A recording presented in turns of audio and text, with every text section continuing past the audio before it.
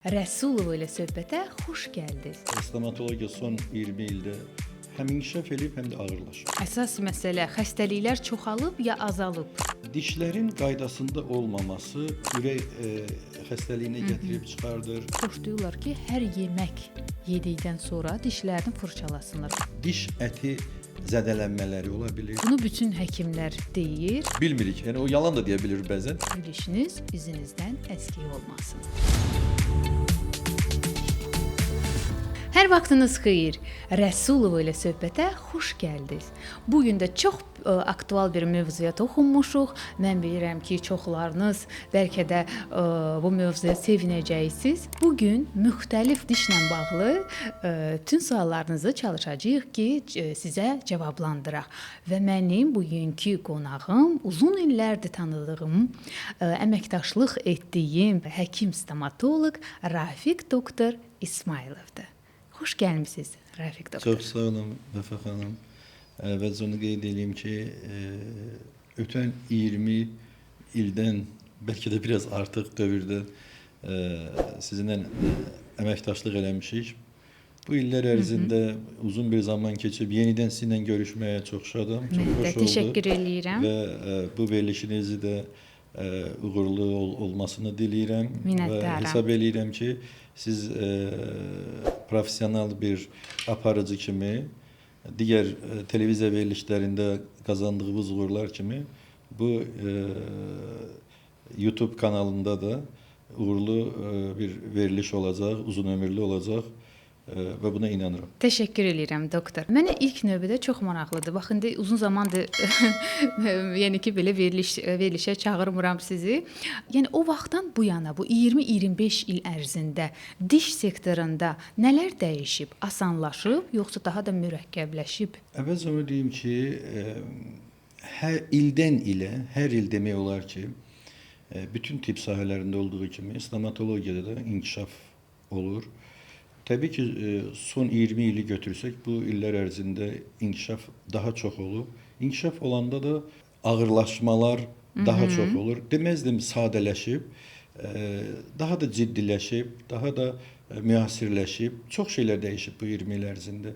İstər ağız boşluğu ilə bağlı, istər dişlərə qulluqla bağlı, istər ortopedik işlərin görülməsi ilə bağlı. Ümumən götürəndə stomatologiya son 20 ildə həm inkişaf edib, həm də ağırlaşıb. Əsas məsələ xəstəliklər çoxalıb ya azalıb? Xəstəliklər çoxalır. Bilirsiniz necədir?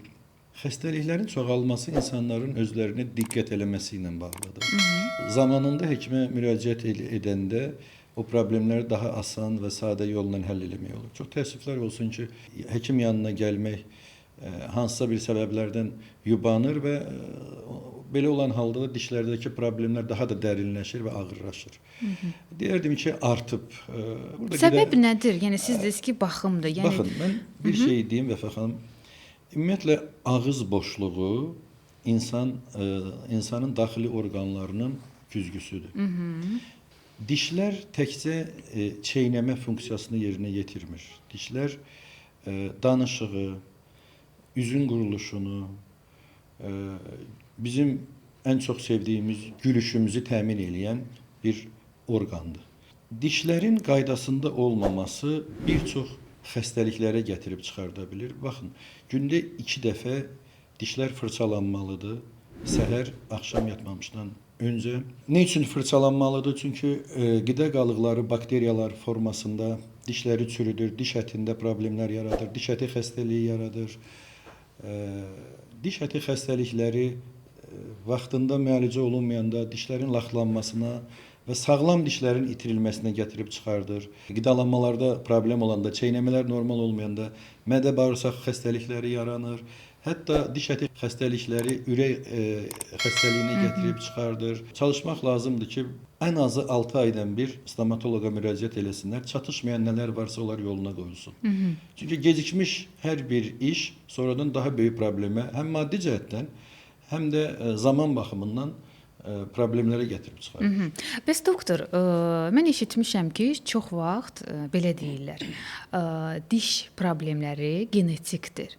Yəni həqiqətən də diş xəstəlikləri genetikdir, yoxsa sonradan qazandığımız bir problemdir? Ağız boşluğu ilə bağlı bir çox xəstəliklər genetik olanı var, düzgün qidalanmamaqla bağlı olanı var. Bunların səbəbləri əslində çoxdur. İstər diş əti xəstəliyi, istər dişlərdə kariesin yaranması, istər diş sırası qüsurları, yəqin ki fikir vermisiniz, son vaxtlar o da daha çoxalıb ki, uşaqlarda görünür ki, süd dişin üstündən dişlər çıxır, əyridir, əyri dişlər olur. Və burada valideynlər zamanında müraciət eləmir və kompleks yaşayır uşaqlar. Müəyyən bir yaş dövrü vardı, o gəlib çatanda orada kompleks yaşayırlar.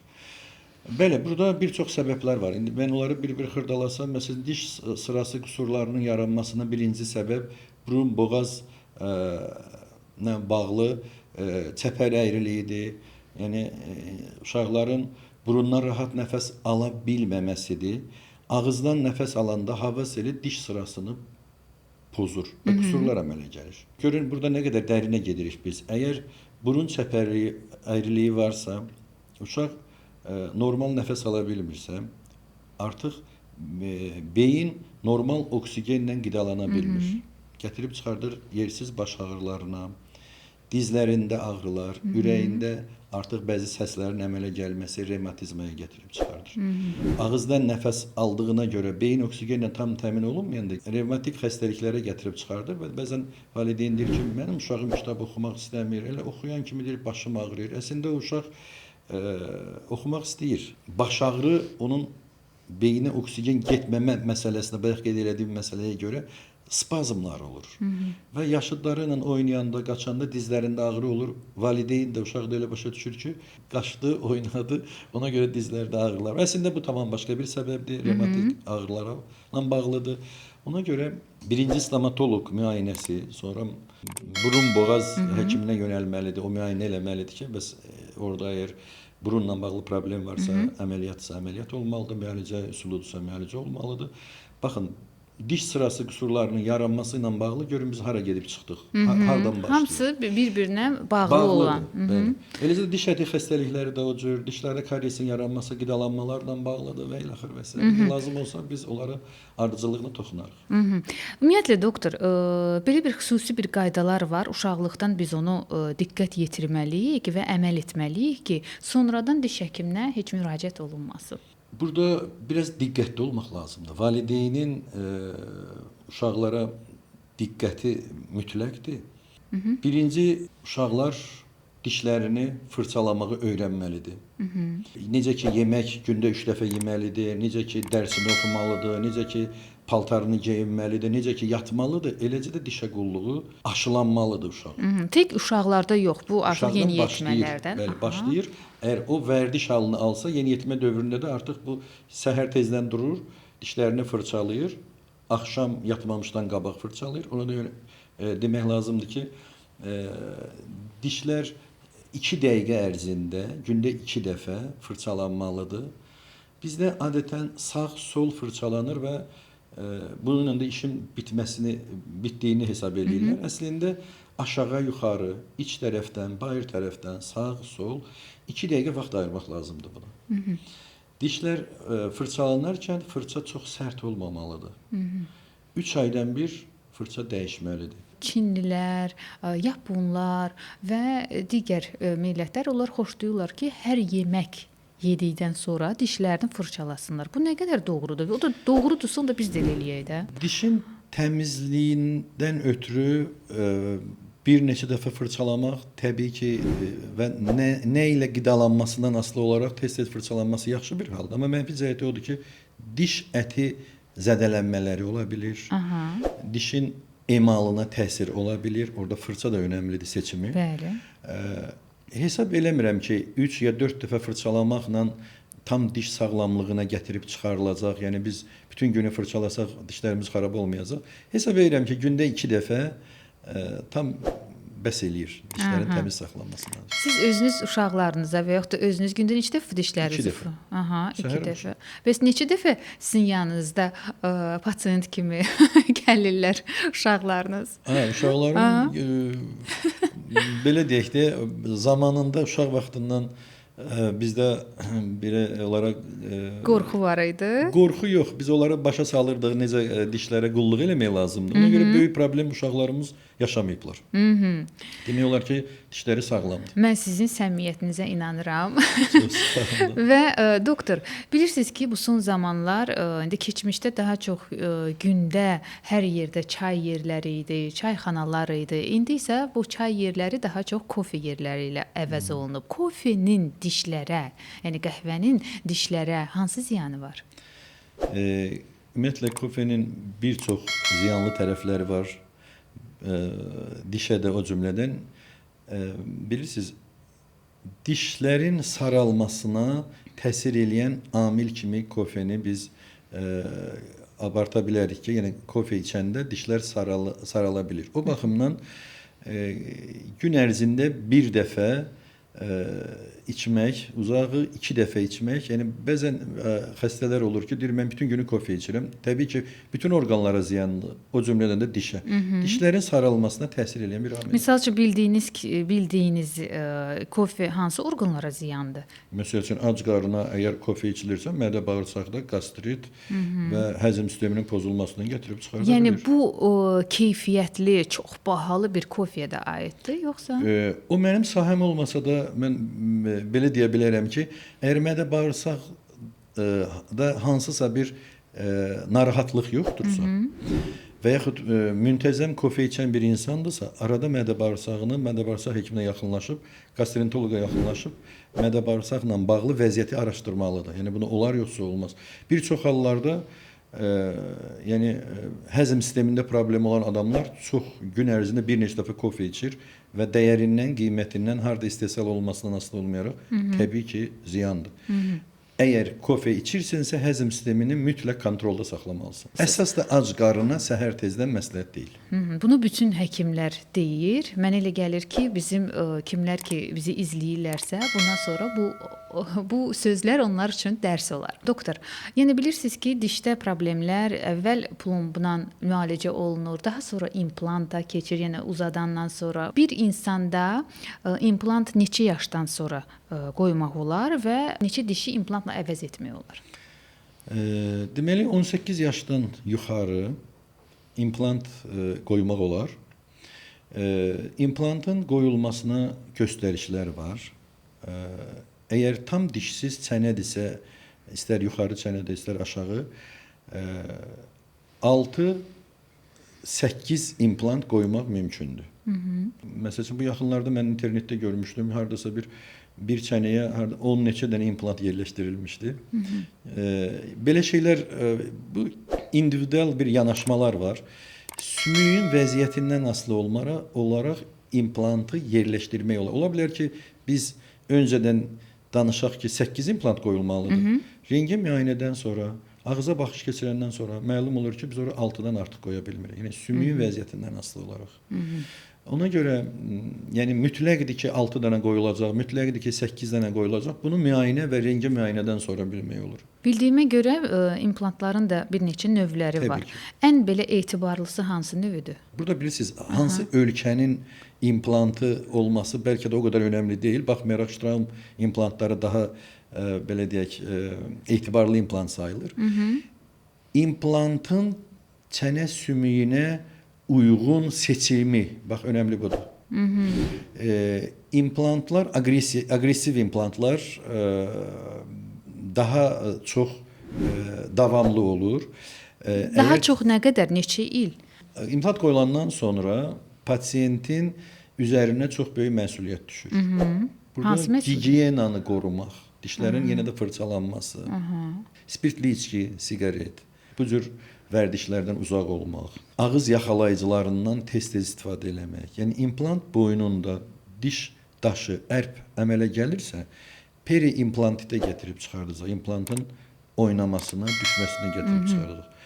Əgər implant qoyuldusa və çənə sümüyü normaldırsa, siz mənim sadaladığım bu işləri rahat nəzarətə götürə bilirsinizsə, təmiz saxlaya bilirsinizsə, gigiyena qoruya bilirsinizsə, uzun müddətli implant sizə köməklik göstərə bilər. Soyuq, məsəl üçün dondurma yeməyi olmaz. İnsana Soyuq sular- individualdır çünki bu. Bax bunların bu insan evdə bunları qoruyurmu, qorumurmu? Biz onu bilmirik axı. Məsələn, İndividualdır. müəyyən bir şikayətlə xəstə gəlir, deyir, məsəl üçün dişdə bir problem çıxdı.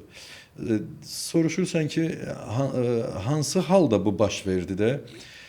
Hamının deyəcəyi belə yaxşı bir söz var. Çörəyin iç tərəfini yeyəndə, düyü xörəklərini, yeməklərini yeyəndə, nə bilim sulu bir yemək yeyəndə heç kəs demir ki, qoz ya fındıq, şəkərbura yeyəndə içində qalan o qoz qabığı, qırıntısı falan dişimi və yaxud plomumu sındırdı. Bunu heç kəs demir. Eləcə də implanta gələndə gigiyenik normaları qoruyurmu? Bilmirik. Yəni o yalan da deyə bilir bəzən. Əgər qorumursa implantın ömrü təbii ki az ola bilər. Qoruyursa 10 illərlə ola bilər. Əgər yanaşı bir xəstəlik yoxdursa, sümüklə bağlı, şəkərlə bağlı, həyatda da insan yaşadıqca müəyyən problemləri çıxa bilər. Əlbəttə ki. Bu tip bir şeylər yoxdursa 10 illərlə implant qala bilər və implant düzgün seçilibsə, düzgün qoyulubsa, yəni o naşı bir stomatoloq işi deyilsə, təəssüf ki belə şeylər çox olur. Və belə 10 illərdən qala bilər. Hansı bəs vəziyyətdə implant qadağan olunur? Burada yaş məhdudiyyətini biz bayaq qeyd elədik 18 yaşdan sonra. Və şəkər xəstələri, ürək xəstələri, açıq ürək əməliyyatı eləmiş xəstələr, onkoloji xəstələr əgər kimya terapiya alırsa, orada təbii ki həmən ixtisas həkimi ilə stomatoloqun bir məsləhətləşməsi lazımdır. Sümük xəstəlikləri varsa, burada xırdalıqlar çoxdur. Hamilə yəqin qadınlara da olmaz. Təbii ki, hamilə qadınlara da olmaz və məsəl üçün şəkər xəstələri implant qoyulan dönəmdə endokrinoloqla bunların bir işbirliyi olmalıdır ki, həmən dönəmdə şəkəri stabilləşdirməlidir. Yəni yeməyinə fikir verməlidir. Əgər insulin xəstəsidirsə, insulin dozasını artırmalıdır, şəkəri normallaşdırsa və yaxud hansısa bir tabletkalar qəbul edirsə. Bizə qədər paralel xəstəliyi olan həkimlə pasiyentin bir razılaşmaları olmalıdır ki, hazır olmalıdır implant. Bəs doktor, indi biz bilirik ki, bu gülüşü qorumaq üçün tək implant yox, hətta cavanlar, yəni gənclər vinirlə dişləri belə deyə də bəzəmiş olur. Vinir necə? Vinir ziyandır və neçə yaşdan olar? Mən biraz çalışacağam obyektiv deyim.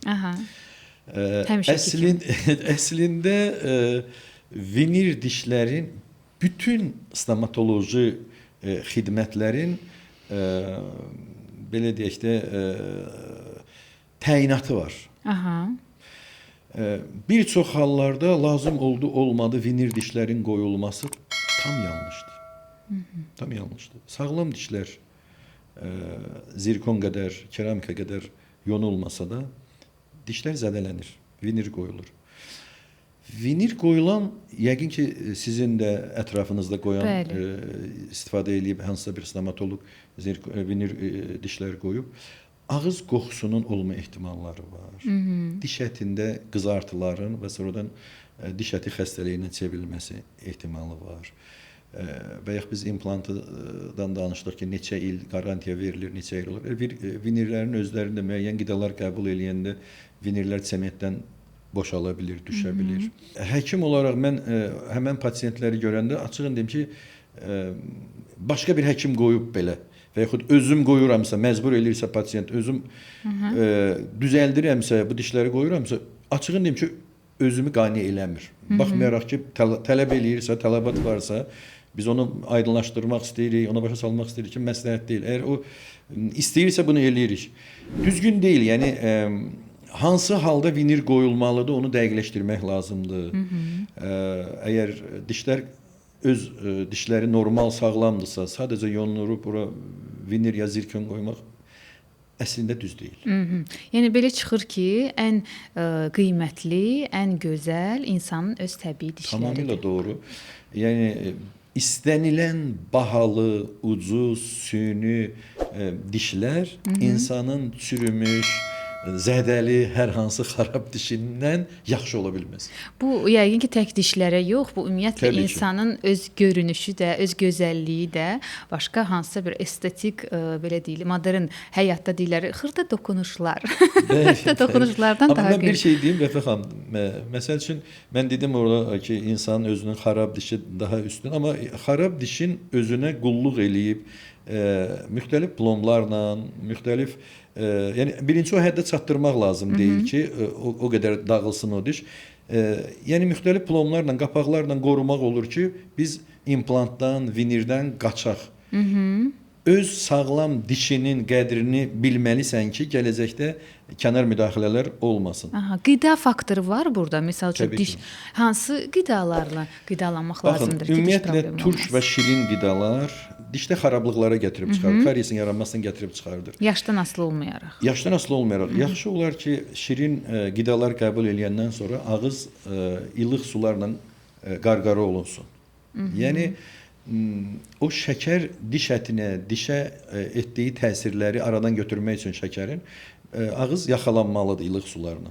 Təmiz su ilə, yoxsa elə krandan gələn su ilə olar, yoxsa yox? İçməli su ilə. Aha. İçməli su ilə. Yəni onda bu da önəmlidir də. Həmin bu krandan gələn axı biz bilirik bu təmiz su deyil. Onunla dişlərimizi fırçalamağa nəsə ziyan Məsləhət vurur, deyil deyirik. təbii ki. İndi dispenserlər var, hamıda müəyyən filtrlər Aha, elə insanlar var, qoyulurlar. məsəl üçün filtri yoxdur. Filtri yoxdursa qaynamış sunu Mütləq. səhər tezdən bir stəkan qaynamış ilıq su ilə dişlərini fırçalasa, ağzını yaxalasa daha gözəl olur. Bilirsiniz, ağız boşluğunda əgər diş əti xəstəlikləri varsa, diş əti xəstəliyinin yaranma səbəbləri çoxdur. Biri də diş ətinin düzgün qulluq etməməkdir. Orada bakteriyalar əmələ gəlir. Diş ətindən qanın gəlməsi, yəni qan gəlməyi səbəb bakteriyanın olmasıdır. Əgər orada ciblər əmələ gəlir, diş əti cibləri, dişlə damaq arasında, orada bir boşluq yaranır, hansı ki bakteriyalar var. Biz natəmiz su ilə ağzımızı yaxalayanda o bakteriyaların inkişafına şərait yaradırıq. Yəni Və yaxud- qidalandırırıq bakteriyaları. Təbii ki. Və yaxud da ki, xarab bir diş var, o infeksiyaya meyilli bir dişdir. Biz natəmiz su ilə ağız yaxalayırıqsa, infeksiyanın inkişafına şərait yaratmış oluruq.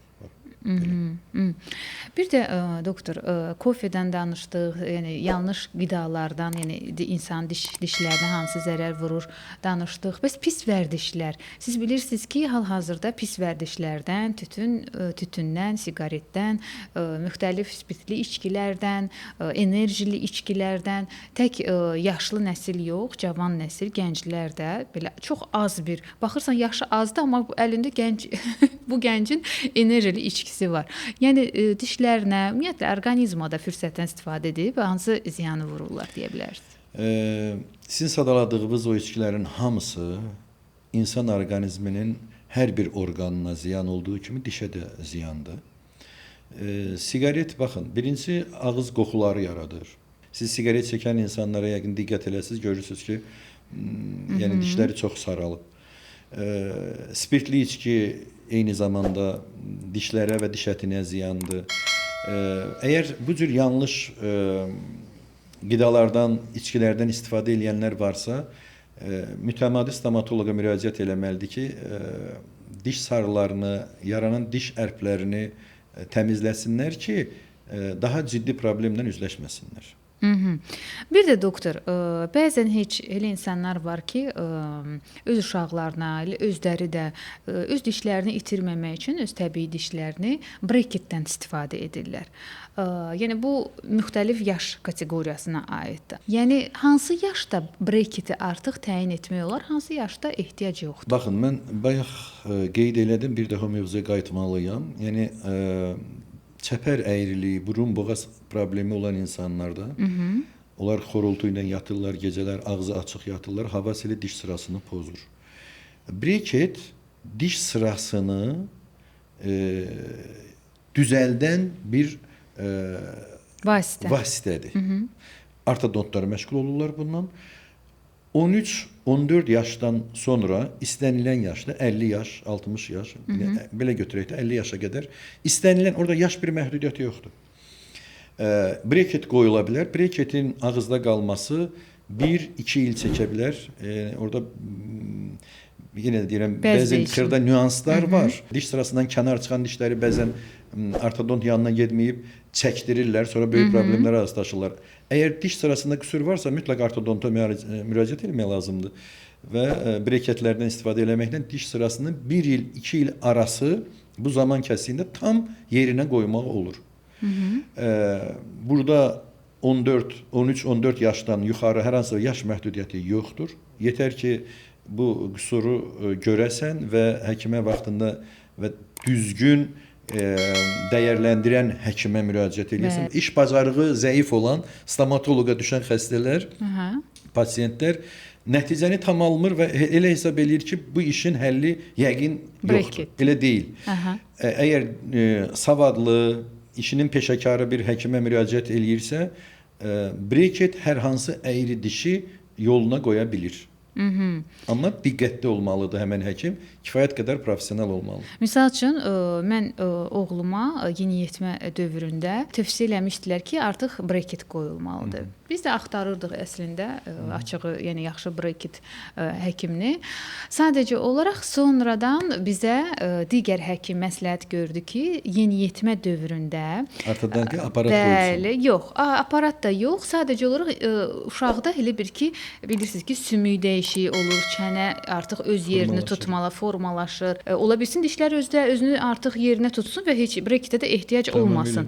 Amma ola bilsin əgər ehtiyac qalarsa breketdən istifadə edərik. Bizdə də belə oldu ki, inanın ki, həmin yeniyetmə dövrünü keçəndən sonra artıq bütün dişlər yerinə oturdu, heç bir problem olmadı. 9, 10, 11 yaş arası bütün süd dişlər ya tökülməlidir, ya da çəkilməlidir. Ki, daimi dişlərlə 8-11 arası süd dişlərlə daimi dişlərin tam dəyişmə zamanıdır.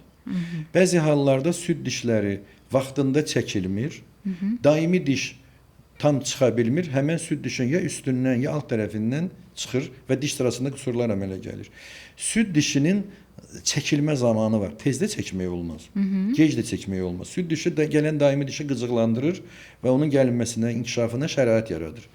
Əgər o süd dişi yubanırsa, gələn daimi dişə, çıxacaq daimi dişə problem yaradırsa, mütləq o süd diş çəkilməlidir ki, daimi diş gəlib yerini tutsun. Buradan bütün valideynlərə demək istəyirəm ki, yəni breket dişlərinə, yəni ki, ehtiyac qalarsa, breketə ehtiyac qalarsa, mütləq peşəkar insanlara müraciət edin ki, sizə lazım olmayan bir vaxt breket tövsiyə etməsinlər. Tamamilə doğru.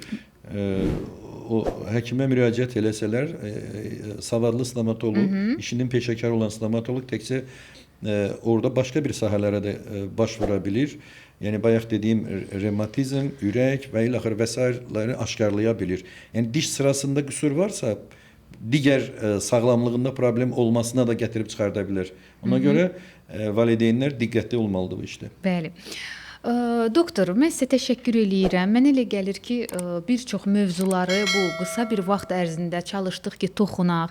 Bizi izləyən tamaşaçılar da ümidvaram ki, bir çox suallarının artıq cavablarını tapıblar. Amma mən istəyərdim ki, sonda bütün həkimlərə, bütün qonaqlarıma mən buradan xahiş eləyirəm ki, bizi izləyənlərə 5 xeyirli, 5 lazımlı, ən önəmli məsləhətlərinizi verəsiniz. Deməli, birincisi qida qəbuluna düzgün riayət eləmək. İstər uşaqlar, istər yeniyetmələr, enerjili içkilərdən uzaq olmaq, qidaya diqqət etmək, təbii qidalara üstünlük vermək, bu bir. İkincisi, diş sağlamlığı öz əlimizdədir əslində.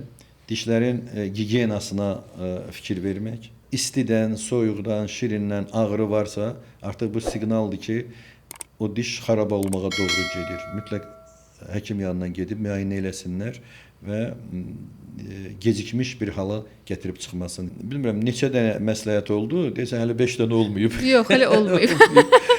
Amma siz məsləhətinizi verə bilərsiniz. Önəmli məsləhətlər həmişə qiymətlidir. Və mən bir şeyi həmişə öz pasiyentlərimə deyirəm ki, biz ağıza baxırıq, amma daxili orqanlarımızı görürük. Məsələn, bir çox hallarda dildə olan bəzi dəyişiklikləri deyirəm, bir qaraciyəri göstərsən həkimə, səndə qaraciyər problemi var və yaxud diş ətində əgər qanaxma var və diş əti problemləri varsa, bu ürəkdə olacaq problemin bir siqnalıdır. Dəfələrlə olub ki, diş ətinin müayinəsinə görə mən kardioloqa göndərmişəm, məlum olub ki, ürəyində ciddi problemlər var. Pasiyentin isə ürəyinin heç bir şikayəti yoxdur. Amma ciddi problem olduğu aşkarlanıb. Yəni stomatoloqa bir həkim kimi yox, stomatoloqa bir dost kimi yanaşmaq lazımdır və stomatoloq sizə ağız boşluğunda olan problemlərlə bağlı digər orqanların da hər hansı bir problemi olmasını sizə vaxtında deyə bilər və siz sağlam həyat yaşayacaqsınız. Çox sağ olun, təşəkkür eləyirəm doktor. Qeyd etmək istəyirəm ki, bugünkü qonağım uzun zamandır tanıdığım və hər zaman da etibar etdiyim doktor Rafiq İsmailov idi. Təşəkkür eləyirəm. Sizə də, bizə də uğurlar və sonda demək istəyərdim ki, insanlar, bizim tamaşaçılar çalışsınlar, düzgünlə sizin məsləhətlərinizə riayət etsinlər ki, sonradan gülüşlərini itirməsinlər. Gülüşünüz üzünüzdən əskik olmasın. Uğurlar.